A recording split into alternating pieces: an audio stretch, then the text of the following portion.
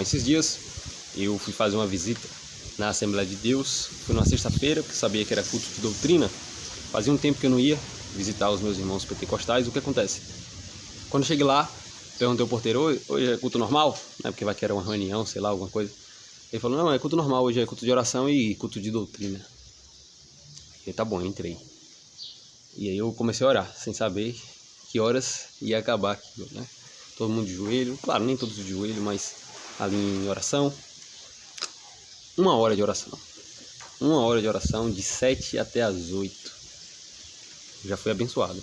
Depois teve o hino da harpa. Se você não sabe, pelo menos aqui, né? A Assembleia de Deus tem o costume de cantar a harpa. Tem até um aqui, ó. O que acontece? Saí dali abençoado e pensando.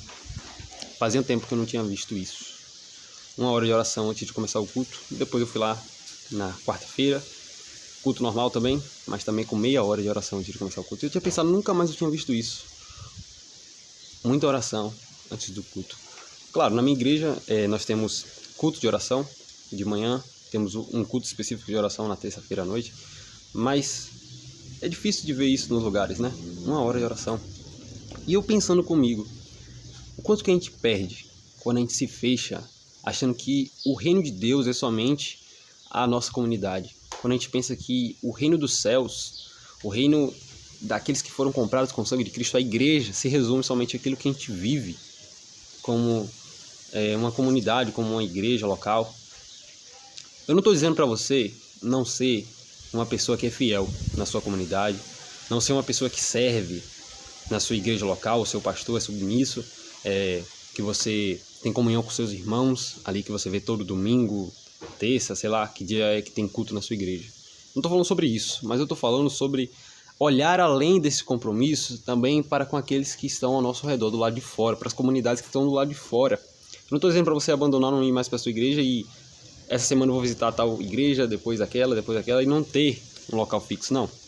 Porque aí você não vai ser cuidado, tá? Como deve, não vai ter raiz no local, não vai ter uma história, tá bom? Nós precisamos de uma igreja local, nós precisamos de uma igreja em que nós vamos congregar, vamos nos desenvolver, vamos passar anos ali, sendo alimentados, uma igreja fiel e bíblica. Mas o que eu quero dizer é que, quando possível, tenha comunhão também com aqueles que estão ao seu redor, porque senão você vai perder muitas coisas. Quantas vezes nós queremos andar somente com aqueles que pensam igual a nós, e nós vamos perder aquilo que nós não estamos vendo, mas que o outro conseguiu ver. Eu já vi pastores falando sobre essa ideia de que porque Deus levanta determinado grupo para assumir esse posto, aquele outro grupo para assumir aquele tema. Se você vai, por exemplo, para a Assembleia de Deus, pentecostais, que tem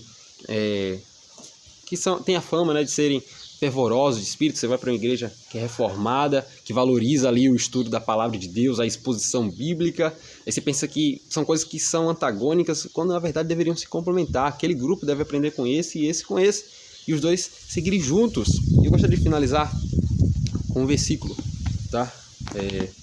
1 Coríntios 12, verso número 18, diz assim: mas Deus colocou os membros no corpo. Ou seja, Deus, ele encaixou os membros no corpo.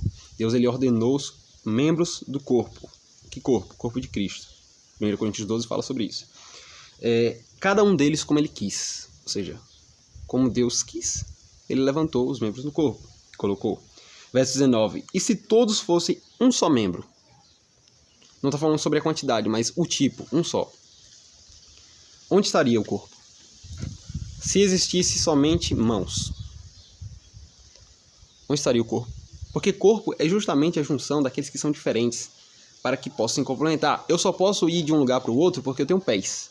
Mas quando eu estou nesse lugar, eu só posso intervir porque eu tenho mãos. E eu só posso intervir da maneira correta porque eu tenho a visão. Eu consigo pegar esse objeto aqui, por exemplo. Vai dar um... Por quê? Porque eu tenho mão. Mas também só consigo ler porque eu tenho um olho. Então, aquilo que a gente pensa que é diferente, que deveria se separar, é justamente aí que deve haver união, justamente para que haja a completude, justamente para que haja a cooperação dos membros, tá bom? Então eu convido você a olhar para o reino de Deus como sendo maior do que a sua igreja, porque Às vezes a gente se fecha e a gente pensa que o reino de Deus é somente aquilo que a gente tem vivido como igreja local. E se a nossa igreja local está ruim, a gente fala assim, não, a igreja do Senhor está mal. Quando na verdade é um membro só que precisa ser cuidado e tratado. E é claro que todos sofrem, mas eu creio que você entendeu o que eu quis dizer, tá bom? Deus está fazendo muitas coisas ao redor do mundo, ao redor da igreja brasileira, até mesmo dentro de uma igreja local. Dentro de uma igreja local. Nem todos pensam da mesma forma, mas eu quero ser esse conector, sabe? Esse que vai levantar essa mensagem de unidade do corpo. Por exemplo, eu até vejo isso na minha história. Quando eu fui, por exemplo, quando eu estudava na escola, eu não tinha um grupo específico. Se você olhasse, na verdade eu andava com todos. Andava com os caras que era conhecido, andava com o pessoal que era mais nerdzinho assim, né? Andava com o pessoal que era mais engraçado e tal. Se perguntar pra alguém assim, que grupo o Luan se encaixava?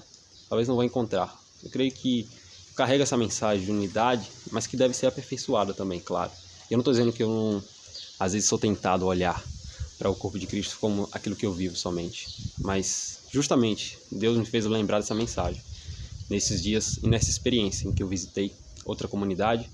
E convido você a, sabe, ter comunhão com os de fora da sua igreja local, mas que também servem a Cristo, que também tem o Espírito Santo, que também creem na Bíblia, que também creem na salvação, até porque no céu não vai haver placa de igreja. Quando chegar no céu você não vai dizer, olha, tá ali o templo da Assembleia, tá ali o templo da Batista, não. Na verdade nem templo vai ter. O Senhor habitará com o seu povo, tá bom? Valeu, se inscreve no canal, compartilha, tamo junto.